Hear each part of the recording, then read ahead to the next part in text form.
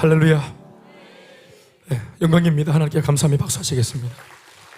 또 귀한 간증 감사하고 하나님이 하셨습니다. 네, 좌우로 인사하시겠습니다. 잘 되고 있습니다. 예배는 축복입니다. 인사하시겠습니다. 네, 감사합니다. 우리 교회 이제 여기 세 분단이 있는데 A, B, C로 이렇게 돼 있죠. 돼 있는데 맞죠? 돼 있는데 B가 처음에 가득 차더니 이제 물론 좀 중간에 뽀금뽀금하기도 하지만, 그리고 참 여기 A는 언제쯤 찰까 했는데 A도 이제 좀 이렇게 좀 짜다시럽게 많이 앉아 계시고 이렇게 이제 좀 그득해지고 계셔서 감사하네요.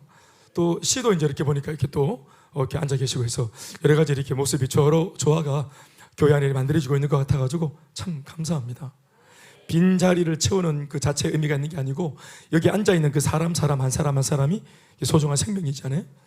아무나 예수 믿는 게 아니고 또 아무나 예배를 드릴 수 있는 것이 아닌데 그 아무나가 아니도록 하나님 특별하게 우리를 부르신 줄로 그렇게 믿습니다. 아멘, 아멘. 5월 5일 어린이날이면서 5월 첫째 주 주일입니다. 네, 참 오늘이 몇 회째 어린이날인 줄 아세요? 잘 모르세요? 예, 100수십 회쯤 안 됐습니까? 옛날에 제가 초등학교 그 4학년 때인가 책상에 앉아서 이제 이렇게 누가 칠판에다가 5월 5일은 어린이날, 5월은 부르구나 뭐 이러면서 그 어린이날 노래를 가사를 이렇게 칼로 이렇게 옛날에 그 나무 책상 있잖아요. 그 새겨놓은 걸 보면서 그때 당시가 60 몇 회 우리 어린이날이었거든요. 근데 지금 이제 세월이 지났으니까 한 100수십 회는 안 됐겠나 이런 생각이, 나이가 올라가나? 네, 그렇게 참. 옛날에는 이제 이렇게 무슨 공휴일이 있으면은 이제 국가 공휴일이 있으면은 초등학교들이 그 국민학교 때 우리 다 써가지고 노래를 불렀던 기억이 있습니다. 어떻습니까? 예? 흙 다시 만져보자 이런 거 우리 했었잖아요, 그죠? 근데 이게 무슨 노래인지 잘 모르겠어요. 김인년 3월 1일 오후 터지자 밀물같이 대한독립 만세. 무슨 옥중에 갇혔어도 만세 이렇게 있어요. 그런 어떤 일환으로 5월 5일은 어린이날 노래를 불렀던 기억이 나는데 혹시 어린이날 노래 아세요?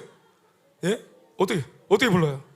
날아라 새들아 푸른 하늘을 달려라 냇물 앞은 벌판을 이렇게 예, 좋나? 어떤 분이 제가 옛날에 어떤 유머를 들었더니 저기 자기 교회 와가 새신자가 옆에 있는 그 리더한테, 리더님 이거 푸른 초장이 무슨 말입니까? 이거 왜 초장이 푸릅니까? 빨간 초장 아닙니까? 그랬더니 와사비 아이가 이렇게 딱 하대요. 그래. 나 이거 첫날부터 하고 싶었는데 오늘 처음 했네. 네? 푸른 초장 와사비가 아니고 푸른 초장으로 인도하십니다, 주님이.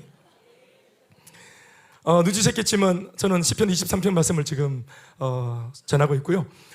첫째 주는 1절의 말씀으로 전했고, 그리고 지난주는 2절 3절의 말씀으로 전했습니다. 그리고 오늘은 4절의 한 절 말씀으로 말씀을 함께 나누겠습니다. 우리 4절 말씀 한 번 더 읽어보시겠습니까? 그래서 제가 오늘 말씀을 좀 이렇게 좀 다르게 좀 올려달라 그랬어요. 전절의 말씀이 뜨고 오늘 주제 4절 말씀만 색깔을 다르게 했어요. 4절 말씀 같이 읽어보시겠습니다. 시작.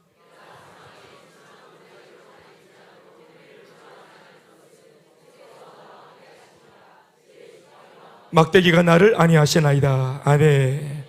안위한다 이 말은 보호한다 이런 뜻이거든요. 그럼 이제 어려운 단어가 없죠. 예. 오늘 이 말씀을 통해서 다윗이 자기 생애를 놓고 본인이 직접 경험했던 체험담과 간증을 들어보도록 하겠습니다. 오늘 우리가 주의 깊게 다루고자 하는 본문의 말씀은 다른 게 아니라 이 23편 말씀 중에서 특별히 4절의 말씀입니다. 다윗은 자신이 절대 권력의 왕이면서도 그런 자신 위에 더 큰 왕이 계심을 고백하고 있습니다. 이걸 잊지 않았죠. 그게 누구냐면은 바로 목자죠. 여호와 하나님이십니다. 다윗은 특별히 그 하나님을 놓고 그 내보다 더 위에 계신 하나님, 그 왕을 놓고 뭐라고 표현하냐면은 나의 목자다 이렇게 표현합니다. 다윗이 목자로 고백하는 그분은 바로 만군의 하나님이십니다. 우리가 묵상하고 있는 이 시편 23편은 하나님께서 다윗 자신에게 과연 어떤 목자로 한평생을 함께 해주셨는가 하는 것에 대한 다윗 자신의 신앙 고백과 그리고 간증이라고 해도 과언이 아닌 말씀인 줄로 믿습니다. 그는 왕으로 수십 년을 보내면서 게다가 말년에 들어와 자신의 한평생을 돌아보며 지금까지 자신이 누리고 있던 이런 축복, 이와 같은 번영, 이런 영광이 어디서 온 것인지를 깊이 묵상하던 중에 내가 잘나서 그렇지 뭐, 내가 복이 많지 뭐, 운이 좋았지 이렇게 말하지 않고 놀라운 비밀 하나를 깨닫게 되었는데, 그게 바로 다른 게 아니라 여호와가 나의 목자셨기 때문에 가능했다. 이렇게 한 호흡으로 단숨에 너무나 단순한 문장으로 하나님의 은혜를 찬양하고 있습니다. 여호와는 나의 목자, 내 평생에 하나님은 나의 목자셨다. 이게 승리의 비결입니다. 우리가 잘 아는 신구약 전체를 놓고 가장 어떻게 보면 주목받을 만한 인물인 다윗, 그 다윗을 다윗되게 한 제일 중요한 키워드는 바로 다윗이 다윗에게 언제나 목자셨습니다. 여호와 하나님이 다윗 그 자신의 평생의 목자로 계셔 주셨던 덕분에 지금껏 자신의 인생은 조금 더 부족함이 없었다라고 그는 말년까지 노래를 하고 있습니다. 그가 자신의 전 인생을 두고서 직접 겪은 하나님은, 본인이 체험한 하나님은 틀림없는 목자셨습니다. 이런 깨달음은 다윗 자신이 목동 출신이었기 때문에 다윗만이 할 수 있는, 다윗의 특별한 자신만의 그런 고백입니다. 나의 목자다라는 고백. 다윗은 자신을 끊임없이 양이라고 고백하면서 하나님을 자신을 책임져 주시는 목자로 계속 붙들어 두고 있습니다. 아멘, 아멘. 이 표현이 좀 경망스러울 수 있겠지만 하나님을 나를 떠나지 못하도록 나의 목자로 항상 계실 수 있도록 다윗이 그 목자를 마치 붙들고 계시는 것처럼 그렇게 인생이 펼쳐집니다. 할렐루야. 그러니까 다윗은 이런 면에서 굉장히 영민하고 굉장히 지혜로운 사람입니다. 같은 하나님을 믿고 있는 신앙인으로서 우리가 여기에서 뭔가 교훈을 배워야 합니다. 하나님이 떠나지 않도록 언제나 내 삶에 머무시도록 내 인생의 주인 되시고 나를 책임지시는 목자가 되게 만드는 비결. 아멘, 아멘. 오늘 그 비결을 이제 이 말씀 전체를 통해 우리는 반복적으로 배워야 합니다. 심지어 자신이 이제는 한 나라에, 일국에 오랫동안 아주 나라를 부강시켜 놓은 왕이 되어 있음에도 불구하고 그는 여전히 예나 지금이나 동일하게, 옛날 목동일 때나 지금 왕으로 있을 때나 동일하게 자신을 하나님 앞에서 한 마리의 연약한 양이라고 고백하면서 동시에 목자 되신 하나님의 인도와 도우심을 구하고 있으니 이것은 실로 엄청난 영적인 지혜인 줄 믿습니다. 왜냐하면 이것을 하나님이 기뻐하십니다. 아멘, 아멘. 성도가 하나님 앞에서 이런 자기 정체성을 가지고 있는 것을 하나님이 기뻐하십니다. 그리고 이런 사실을 다윗이 잘 알고 있어요. 신앙이라고 하는 것이 뭡니까? 신앙이 뭐예요? 우리가 조금 신앙적으로 자랐다고, 조금 형편이 풀렸다고, 하나님 은혜 주셔서 우리 삶이 좀 윤택해지고 나아졌다고, 우리가 성장했다고 독립하는 것이 결코 아닙니다. 신앙은 독립하는 게 아닙니다. 자기 주도하는 것이 아닙니다. 아멘, 아멘. 세상 이치는 성장하면은 성장과 함께 독립을 하고 자기 주도적인 삶을 사는 것을 우리는 그걸 어른이 되었다고 표현하지만, 신앙은 자랄수록 더 하나님만을 전적으로 의지하게 되는 겁니다.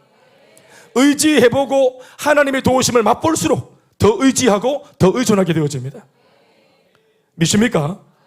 그러니까 의존을 잘하는 것이 바로 신앙의 비밀입니다. 하나님을 의지를 잘하는 것이 그게 신앙의 비밀입니다. 그러니까 우리는 뭘로 의존합니까? 기도로 의존하죠. 기도한다는 것 자체가, 기도 행위 자체가 하나님을 의지하는 겁니다. 그러니까 신앙이 자랐다는 말은 기도의 삶이 더 풍성해진 거죠. 그러니까 고달프고 어려움이 있는 사람만 기도하는 게 아니라 하나님을 목자로 대우하는 행위가 뭐냐? 기도하는 것입니다. 그런 면에서 오늘의 다윗은 진짜로 신앙이 남달리 탁월한 인물임이 분명합니다. 다윗은 2절부터 자신이 직접 경험했던 하나님의 목자 되심에 대하여 구체적으로 노래하기 시작한다고 제가 지난주에 언급을 했습니다. 1절에는 여호와는 나의 목자시고 목자셨기 때문에 부족함이 없었다라고 선언을 했고, 2절과 3절은 어떻게 구체적으로 나의 목자셨는가, 목자로서의 행위를 하셨는가를 고백했습니다.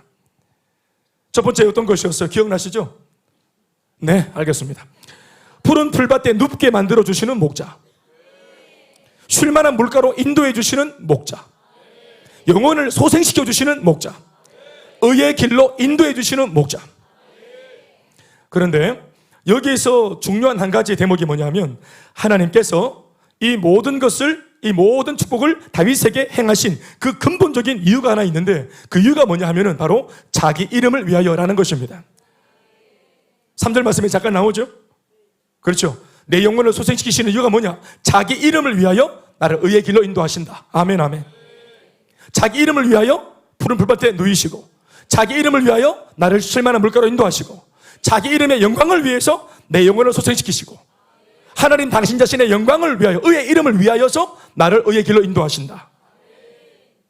성도를 인도하시는 이유, 우리에게 복을 주시는 이유, 우리를 지금도 하나님 격려하시면서 응원하고 성장시키시는 이유, 기도에 응답하시는 이유, 근본적인 것은 바로 하나님의 영광을 위해서입니다.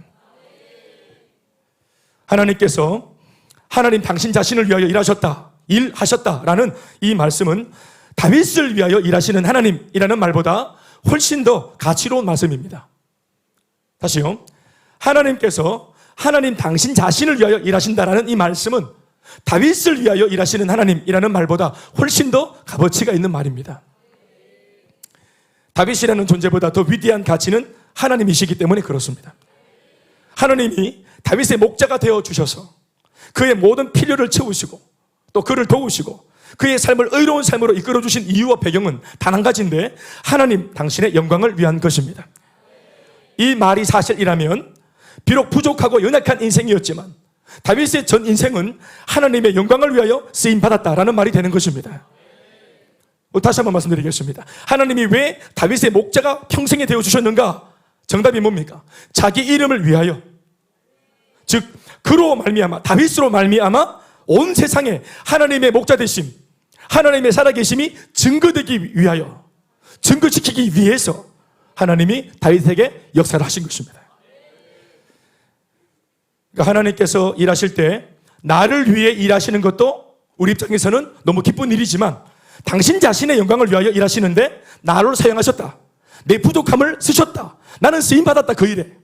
이 표현은 나를 향한 더욱 강렬한 사랑을 느끼게 해주는 대목입니다. 아멘, 아멘. 단순히 내게 도움을 주셨다, 내 불편함을 해결해 주셨다, 이게 아니고 내 불편함 속에 역사하셔서 당신의 의로운 이름을 드러내셨다, 내 약점 속에 오셔서 당신이 강점으로 일하시면서 하나님의 위대하심을 내 약점 속에서 역사하셨다. 환난 날에 내가 주를 불렀더니 나를 건지시는 주님이 결국 결과적으로 나를 환난에서 어떻게 건져주셨는가, 이 스토리를 만방에 증가하는 그 일에 나를 하나님이 도구로 주셨다.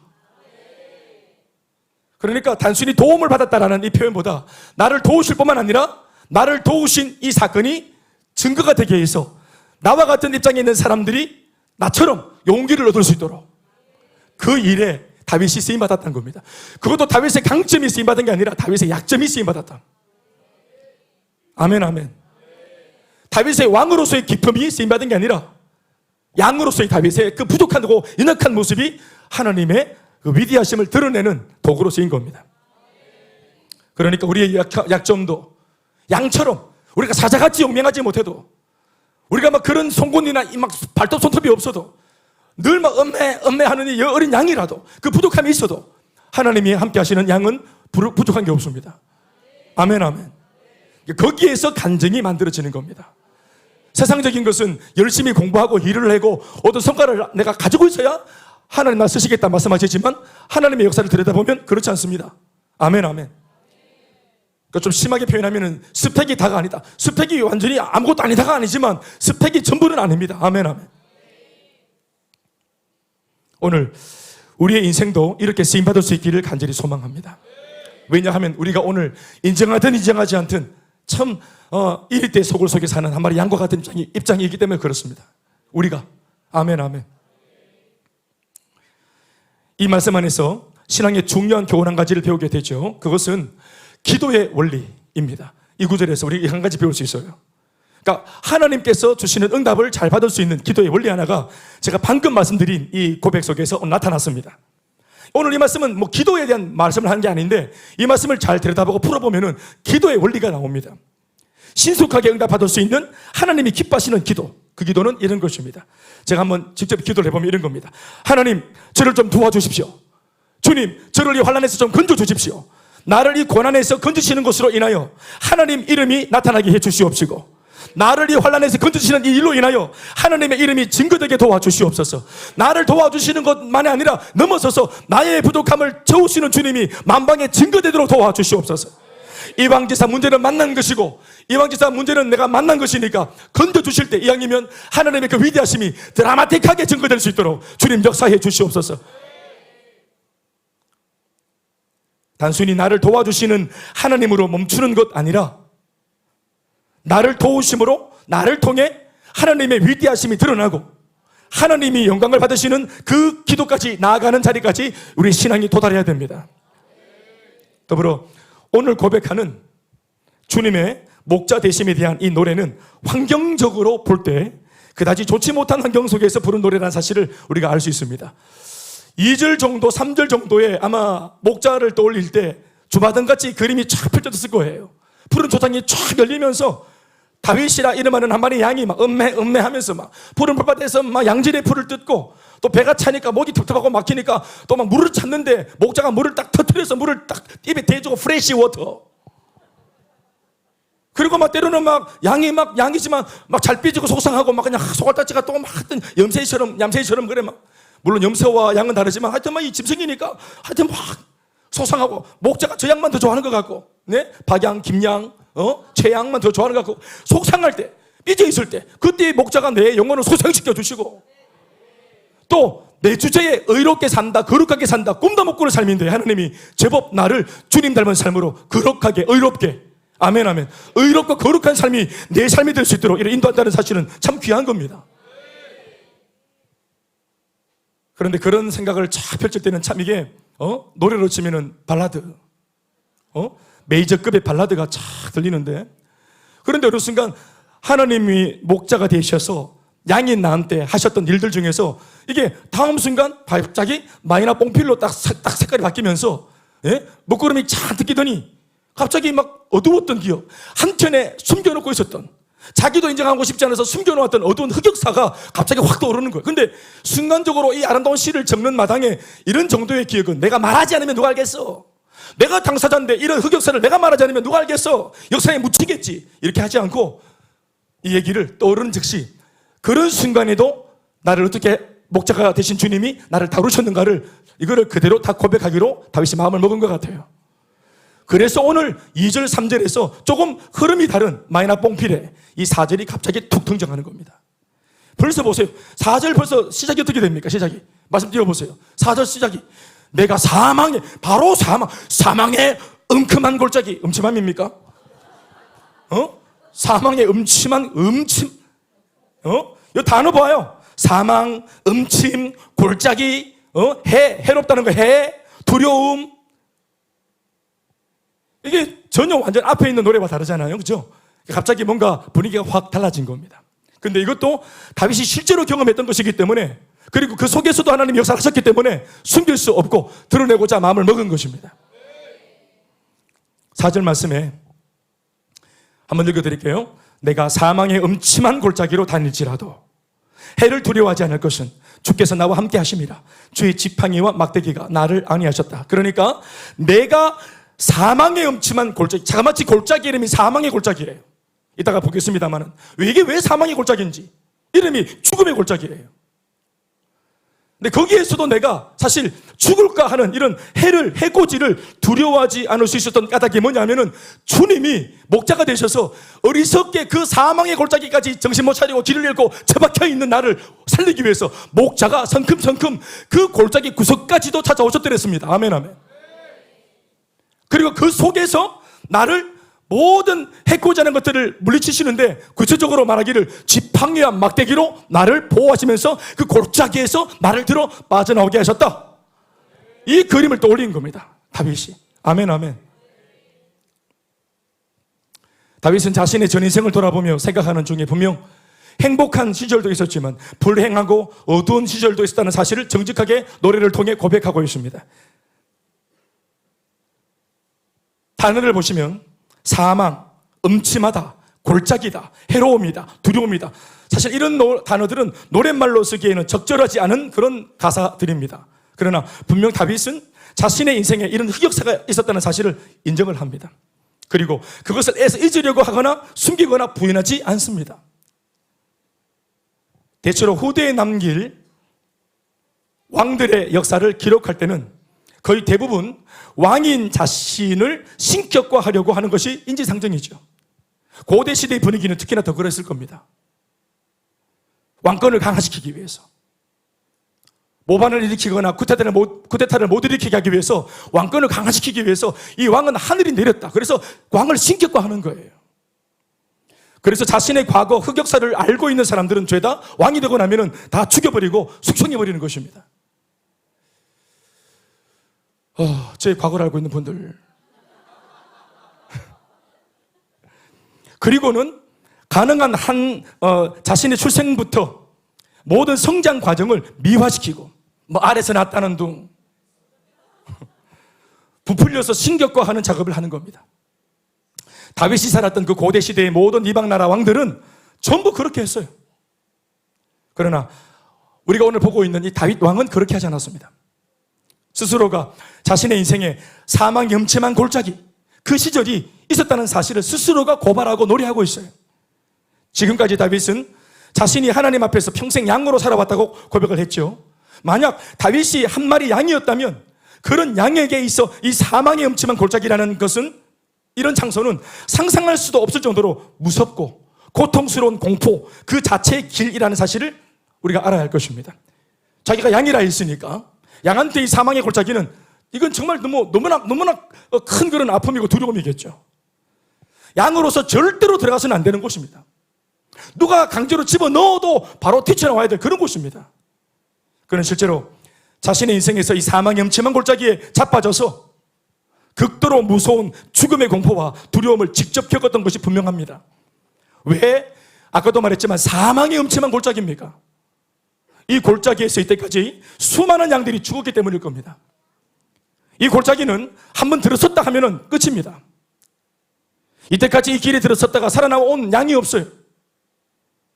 그런데 노랫말을 들어보면 이토록 무시무시한 사망의 골짜기 안으로 누가 들어서게 만들었다고 했습니까? 누가 이 무시무시한 곳으로 집어넣었다고 하고 있습니까? 이 문장의 주어가 누굽니까? 내가입니다. 내가 사망의 음침한 골짜기로 다닐지라도, 내가 간 거예요.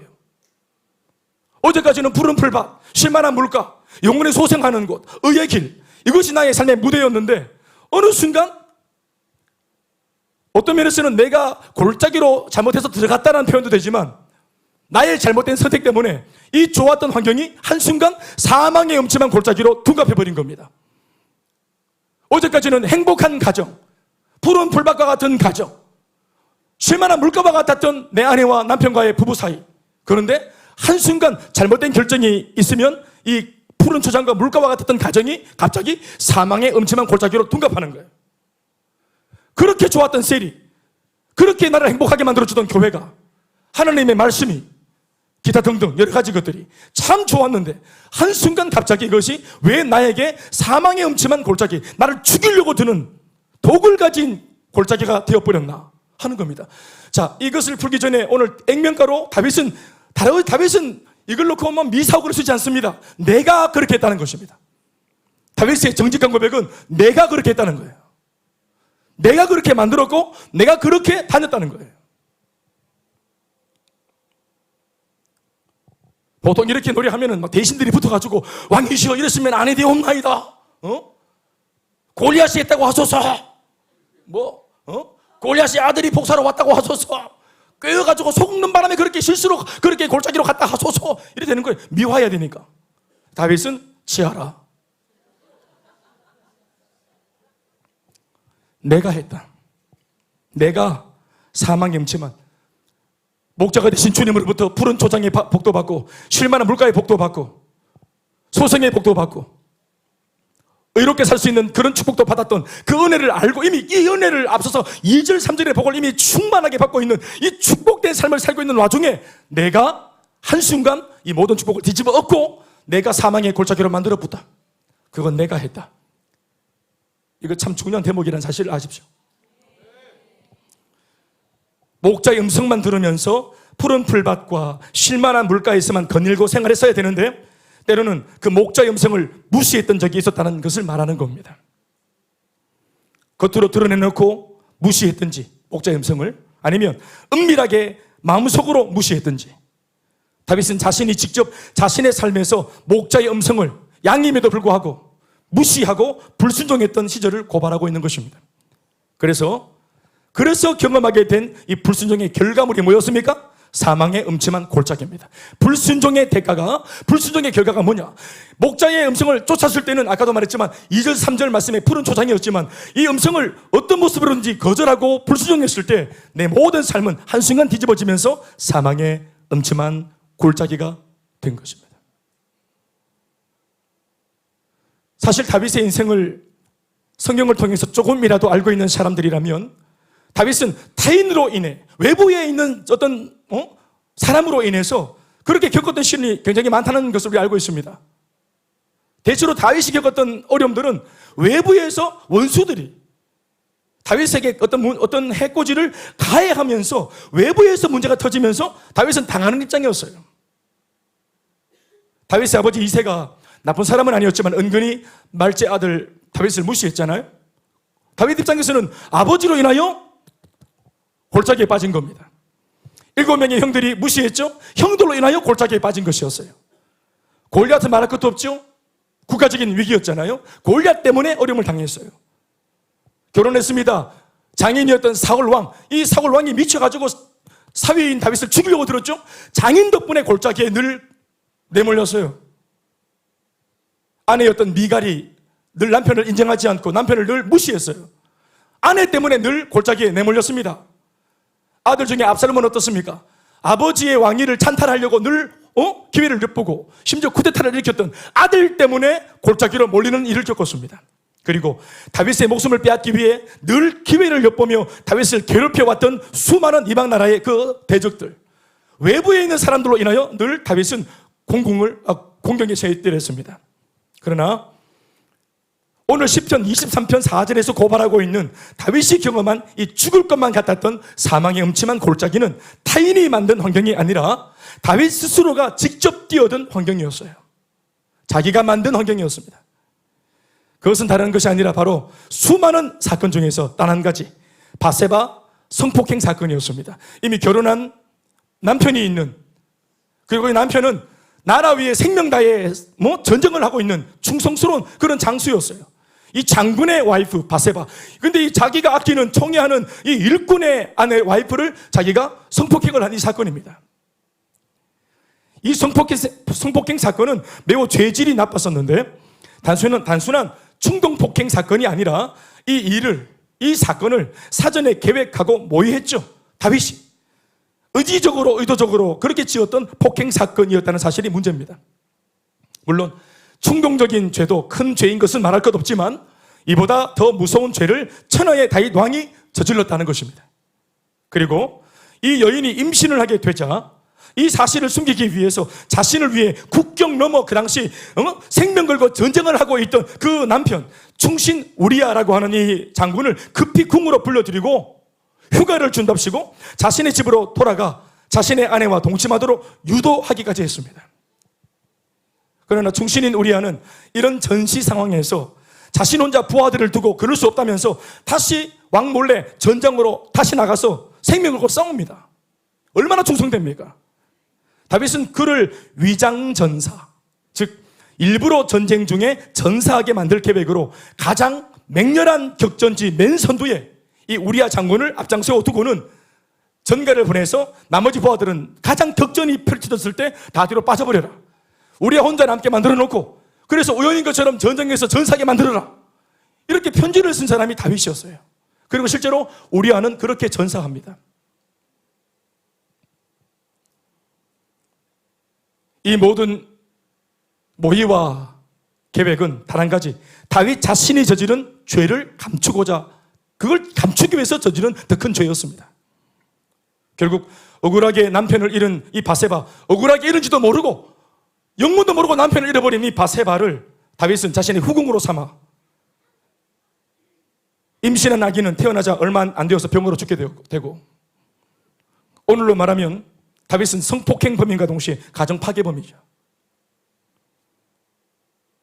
아마 정치권에 이런 사람이 발을 들였으면 인사청문회에서 이미 끝납니다. 네.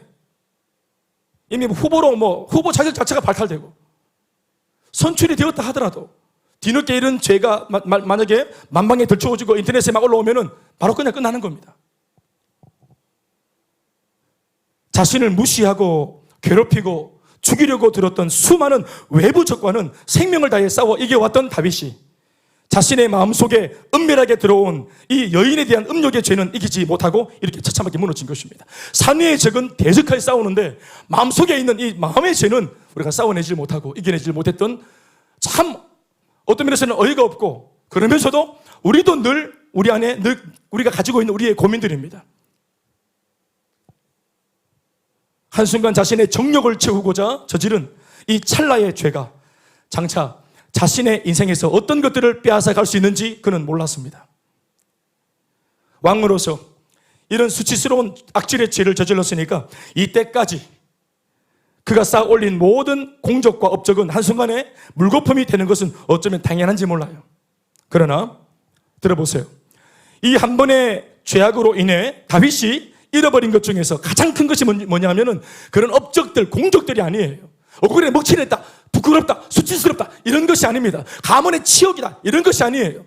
이 한 번의 죄로 말미암아 다윗이 잃어버린 것 중에서 가장 큰 것이 뭐냐면은 바로 목자입니다. 목자. 그가 한 짓은 양이 할 수 있는 짓이 아니었죠. 그가 한 짓은 일이나 사자나 맹수가 하는 악랄하고 잔인한 짓이었습니다. 핥히고 물어뜯고 움켜잡는 거, 목을 무는 거, 한숨에 생명을 끊어버리는 거, 이거는 맹수가 하는 짓이에요. 이건 양이 하는 게 아닙니다. 다윗 스스로가 더 이상 양이 아니기를 자처하여 죄를 선택하자 목자는 더 이상 그 다윗 편에 설 수 없게 된 것입니다. 왜냐하면 목자는 양옆에 서기로 존재론적으로 양옆에 계신 분이 목자이기 때문에 그렇습니다. 죄는 모든 것을 파괴합니다. 무엇보다 죄는 관계를 파괴합니다. 목자와의 관계를 파괴하여 목자를 잃고 유리하고 방황하는 양이 되게 만들어버립니다.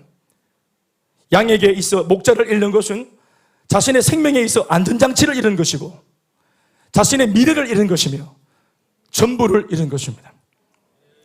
1절에서부터 3절까지 우리가 읽은 바대로 그가 고백해왔던 그 모든 은혜와 축복은 목자로부터 나온 것이었죠. 아멘, 아멘.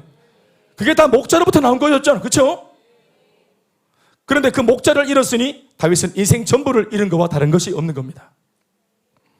한 번의 죄의 선택이 무엇을 이렇게 만들었는지 다윗은 이걸 알고 있습니다. 그래서 오늘 이것을 고발하고 노래하고 있는 것입니다. 돌아보면 이런 부족함이 없는 축복을 누리던 중에도 앞서서 2절, 3절 이런 놀라운 목자로 말미암는 축복, 이 굉장히 놀라운 축복을 누리고 있던 그 와중, 탄탄대로를 걷고 있던 순항을 하고 있던 그 와중에도 스스로 자기 인생을 사망의 음침한 골짜기로 만드는 것을 어떻게 이런 짓을 할 수 있었겠나 싶습니다. 왜 그렇게 했는가?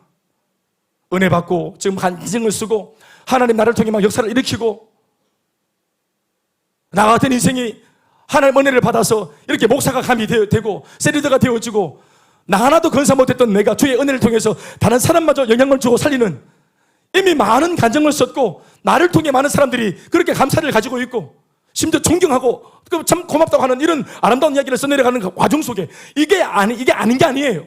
지금 역으로 순항을 하고 있던 이 배가 갑자기 돌연 침몰하고 있는 게 아닙니다. 너무 잘 되고 있는 상황 속에서 누구도 사망의 음침한 골짜기를 만들 수 없는 탄탄대로를 걷는 와중에서 주인공인 다윗 그 양이 스스로가 죄를 결탁하면서 이 전체를 뒤집어 엎은 거죠. 이상하잖아요. 왜 이런 일을 했을까요? 그런데 이상할 게 없어요. 사망의 음침한 골짜기에 처박혀서 불안에 떨고 하루하루, 한 시간 하룻밤을 보내는데 바스락만 그래도 옴짝달싹 못하고 천국이 왔는가 싶어서 정신을 못 차리고 아득해지고 이렇게 늘 전전긍긍 불안하고 노심초사하고 조금만 일이 터져도 벌벌 떨고 죽을까 하고 이런 일들이 일어나는 곳이 사망의 음침한 골짜기고 그 골짜기 속의 양입니다. 여러분 이 모습이 생소합니까? 여러분 원래 하나님이 빠져버린 인간의 모습이 바로 이 모습입니다. 나빠진 게 아니고요, 원래의 모습으로 돌아온 겁니다. 하나님의 은혜가 다 거두어지니까 하나님이 없이 살았던 자연인 불신앙의 모습, 그 모습으로 그대로 돌아간 거예요. 이것이 하나님이 빠진 우리 인생 본연의 민낯임을 오늘 다윗은 우리 대신 노래하고 있는 것입니다. 다윗은 그 사망의 골짜기에서 인생 처음으로 죄라는 것이 얼마나 무서운 것인지를 뼛속 깊이 새기는 시간이었을 겁니다. 글로 배우는 것이 아니라 자기의 몸소 인생의 한순간 사망의 음침한 골짜기로 둔갑하는 것을 경험하면서 순식간에 이 죄가 얼마나 무서운 것인지, 이게 무엇을 가져가는지 이걸 깨닫는 겁니다. 온몸으로 깨달았겠죠. 제 아무리 천하의 다윗이라고 해도 죄와 결탁을 하는 순간 그 위대한 왕이 한순간에 어떤 몰골로 추락할 수 있는지를 보게 되는 시간입니다. 무엇보다 하나님마저도 이룰 수 있다는 사실을 직감하면서 그는 죽음의 공포와 죽음의 고통을 느끼고 비통해합니다. 그가 사망의 음침한 골짜기에서 나와 다시 한번 하나님의 긍휼과 자비를 구하면서 그 골짜기에서 불렀던 노래 한 대목이 있습니다. 시편 51편 1절에서 19절까지 좀 긴 말씀이지만 이 노래가 바로 그 골짜기에서 죄 가운데 나뒹굴고 하나님과 단절된 채로 그 지옥 같은 골짜기에서 부른 노래입니다. 이걸 다 같이 한번 불러볼까요? 시작. 하나님이여, 주의 인자를 따라 내게 은혜를 베푸소서. 주의 많은 긍휼을 따라 내 죄악을 지워주소서. 나의 죄악을 맑게 씻기시며 나의 죄를 깨끗이 제하소서. 물은 나는 내 죄가를 아오니 내 죄가 항상 내 앞에 있나이다. 내가 주께만 범죄하여 주의 목전에 악을 행하였사오니 주께서 말씀하실 때 의로우시다 하시고 주께서 심판하실 때 순전하다 하시리이다. 내가 죄악 중에서 출생하였으며 어머니가 죄 중에서 나를 잉태하였나이다. 나는 뼛속 깊이 나는 죄인으로 태어났다는 거예요. 보소서, 주께서는 중심이 진실함을 원하시오니 내게 지혜를 은밀히 가르치시리이다. 우슬초로 나를 정결하게 하소서. 내가 정하리이다. 나의 죄를 씻어주소서. 내가 눈보다 희리이다. 내게 즐겁고 기쁜 소리를 들려주시사 주께서 꺾으신 뼈들로 즐거워하게 하소서. 주의 얼굴을 내 죄에서 돌이키시고 내 모든 죄악을 지워주소서. 하나님이여, 내 속에 정한 마음을 창조하시고 내 안에 정직한 영을 새롭게 하소서. 나를 주 앞에서 쫓아내지 마시며 주의 성령을 내게서 거두지 마소서. 주의 구원의 즐거움을 내게 회복시켜 주시고 자원하는 마음을 주사 나를 붙드소서. 그리하면 내가 범죄자에게 주의 도를 가르치리니 죄인들이 주께 돌아오리이다. 하나님이여, 나의 구원의 하나님이여, 피 흘린 죄에서 나를 건지소서. 내 혀가 주의 의를 높이 노래하리이다. 주여, 내 입술을 열어주소서. 내 입이 주를 찬송하여 전파리이다. 주께서는 제사를 기뻐하지 아니하시나니 그렇지 아니하면 내가 드렸을 것이라. 주는 번제를 기뻐하지 아니하시나이다. 하나님께서 구하시는 제사는 상한 심령이라. 하나님이여, 상하고 통해하는 마음을 주께서 멸시하지 아니하시리이다. 주의 은택으로 시온의 선을 행하시고 예루살렘 성을 쌓으소서. 다 같이 19절 시작.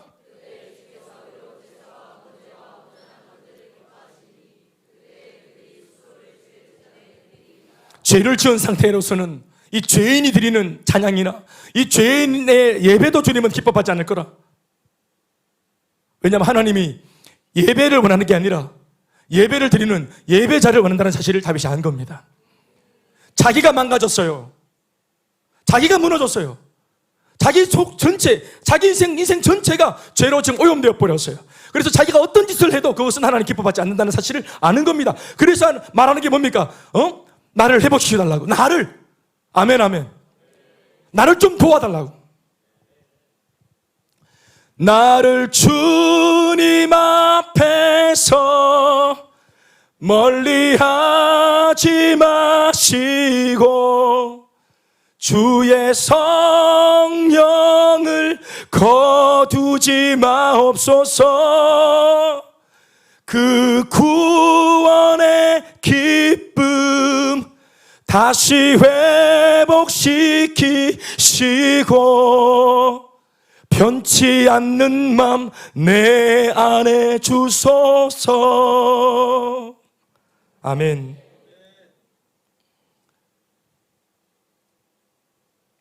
그런데 놀라운 것은 하나님께서 골짜기에서 부르는 이 다윗의 이 노래와 기도를 들으셨다는 사실입니다.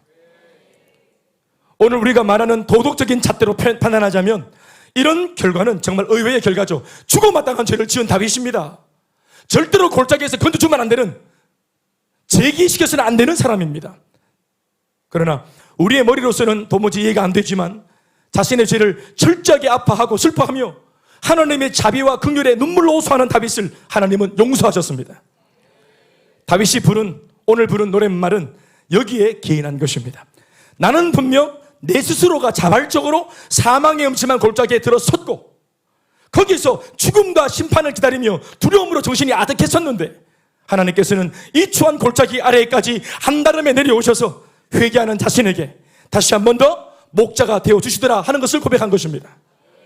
주께서 지팡이와 막대기로 나를 보호하시면서 나를 내 앞에 한번 앞에서 나를 그 기가 막힌 죽음의 자리에서 건져내셨다.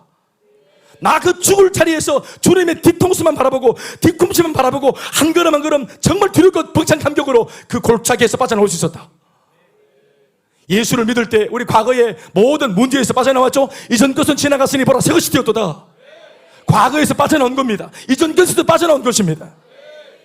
애굽의 모든 수치를 거두어내고 홍해를 건너고 약속의 땅을 향해서 우리가 옮겨진 것이죠.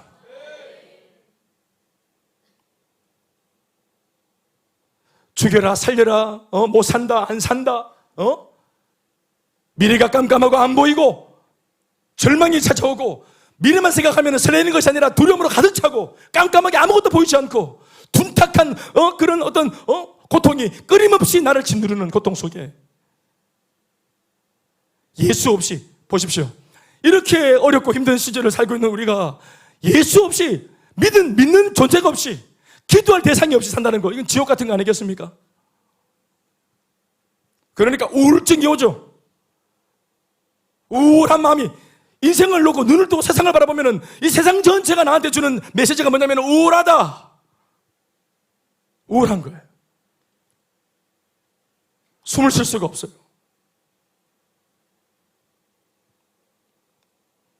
나는 어떤 면에서 불신자들이 하나님도 모른 채 우리가 살고 있는 이 동시대를 이렇게 암울하고 삭막하고 사망의 음침한 골짜기잖아요.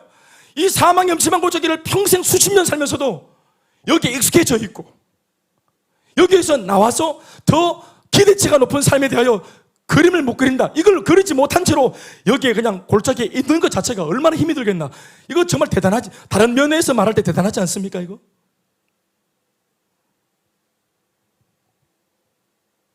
다람쥐 쳇바퀴 돌듯이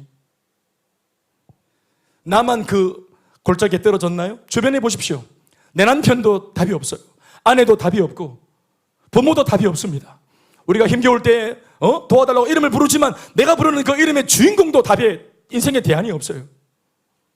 그래서 이 땅에는 대안이 없고 소망이 없기 때문에 하나님께서 소망 없는 이 세상 속에 소망이신 예수님, 산소망이신 예수님을 하늘에서부터 이 땅으로 보내주신 것입니다. 진리를 너희가 알지니 이 진리가 너희를 자유케 할 거다. 그런즉 누구든지 그리스도 안에 있으면 이전 것은 새로운 피조물이라 이전 것은 지나갔으니 보라 새 것이 되었도다. 환난 날에 나를 불러도 좋다. 내가 반드시 너를 건질 거다. 이런 약속의 말씀을 누가, 왜, 어떤 연조로 나를 어떻게 알고 나를 어떻게 신뢰하고 믿고 나같이 쪼잔하고 얍삽한 인간을 도대체 어떻게 주님이 가치롭게 보시고 당신이 독생자 아들을 죽이시면서까지 나에게 이렇게 기대를 거셨는가 모르겠어요.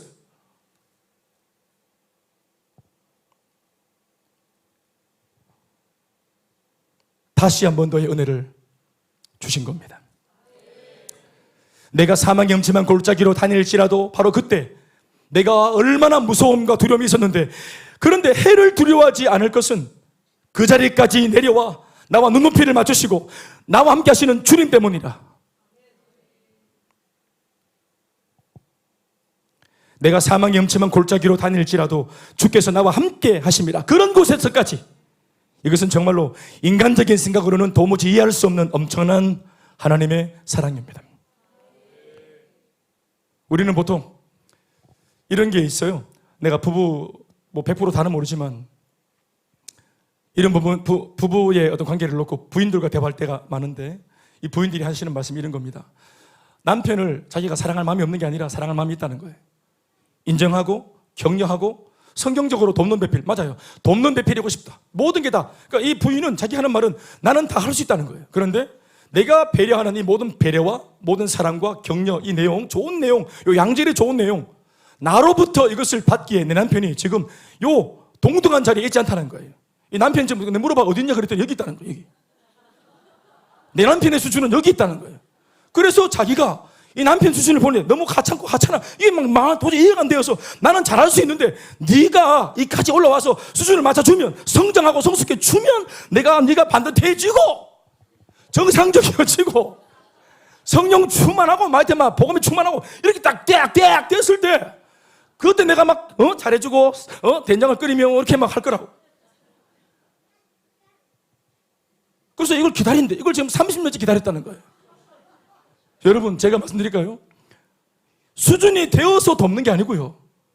부족하기 때문에 연약하기 때문에 스스로의 힘으로는 돌파할 수 없는 상황에 놓여있기 때문에 돕는 배필이 그것을 돕는 거예요. 그래서 낮추고 사실 그런데 낮춘다는 표현도 이상하죠. 뭘 낮추겠습니까? 사실은 다 같이 여기 있잖아요. 잘 생각해 보세요. 우리 부인들이 목사님 요즘 따라 제가 요즘에 기도 잘 안 하고 성충만 안 한 것 같아요. 네가요? 네 늘 그랬잖아요. 목사님 요즘 따라 내가 비전이 조금 약간 흐릿해진 것 같아요. 네가요?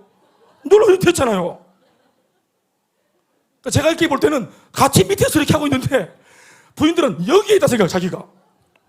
자꾸 남편을 보면 불만이 많아. 여기까지 올라와봐. 네가 반듯해봐라 내가 잘해주지 이렇게 한다. 자 따라합시다. 큰 착각이다.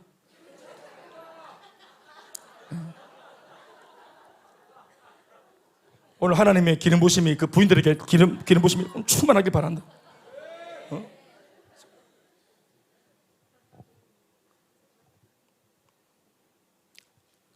내가 사망염체만 골짜기로 딱 떨어져서 주님 말씀하시기를 올라오나 대연아 그것은 뭐하는 게고 지금 비전의 아들이 사망염체만 골짜기가 웬 말이고 이 녀석아 올라와. 그럼 다시 내가 푸른 풀밭 맑은 물가 이렇게 막 물고문 막 시켜가지고 막 물 먹게 해줄게. 이렇게. 올라와! 이래 했습니까? 아니지. 당신께서 내려오셨단 말입니다. 이게 복음입니다.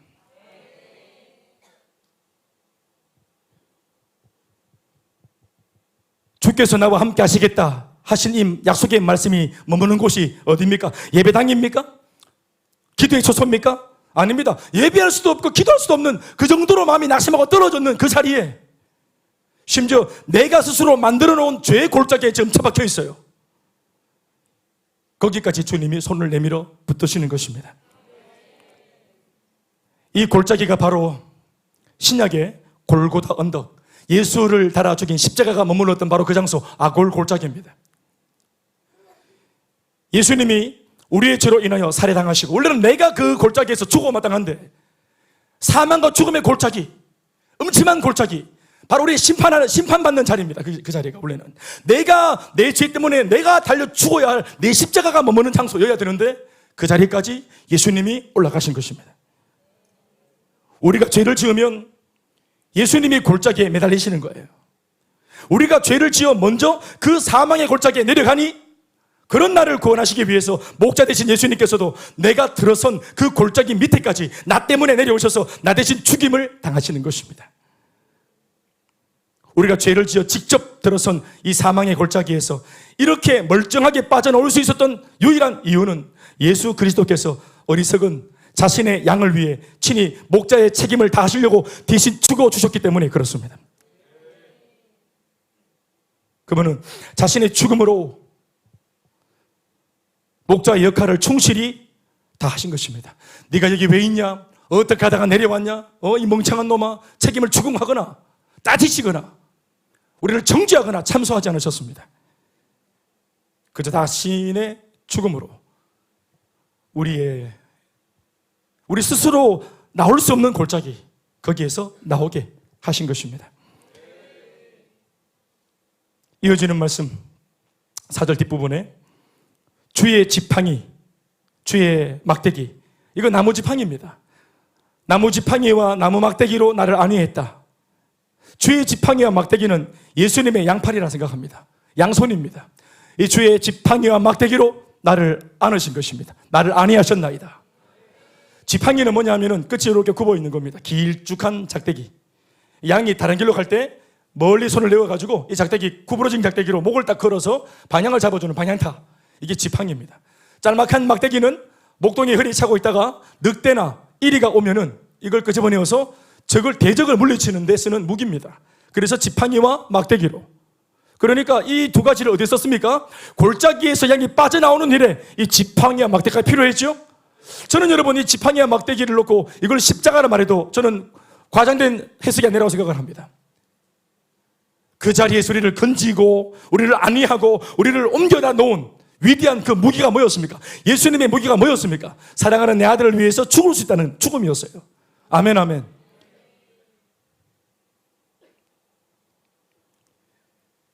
죄를 짓고 한순간 자신의 그 좋았던 인생을 한꺼번에 무너뜨리고 사망의 골짜기로 둔갑시키는 일에는 그렇게나 과감하고 용기가 있었는데 그곳에서 다시 빠져나와서 회복되어지는 일에는 우리가 얼마나 게으르고 둔감한지 모릅니다. 사랑하는 여러분, 우리가 부부싸움 할 때 파박하자 하지요? 예? 마음에 있는 말, 고약한 말 딱 내뱉을 때 이거 우리가 용기를 내지 않습니까? 이거 분명히 분위기 얼어붙습니다. 얼마나 과감하고 얼마나 용기가 대단합니까? 그 엄청난 말을 막 내뱉잖아요. 해볼까요? 예? 와, 얼마나 담대하고 과감하고 용감하고 제가 평소에 알고 있던 여러분들이 아니신 것 같아요.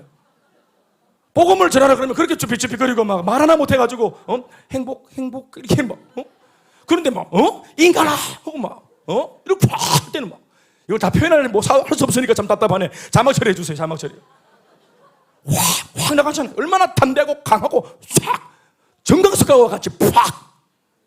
그런데 이것을 뒤늦게 깨닫고 내가 이렇게 하는 바람에 이 모든 것을 다 뒤집어서 사망의 음침한 골짜기를 만들어 붙네. 들어갈 때는 과감하게 들어갔는데 여기서 나올 때는 이게 막 이때 필요한 것이 뭐냐면은 로마서 16장 19절 말씀입니다. 너희의 순종함이 모든 사람에게 들리는지라. 그러므로 내가 너희로 말미암아 기뻐하노니 시작. 너희가 선한 데 지혜롭고 악한 데 미련하기를 원하노라. 다시 아멘 합시다. 선한 데는 지혜롭고 악한 데는 미련해라. 이게 반대가 되어지니까 문제인 겁니다.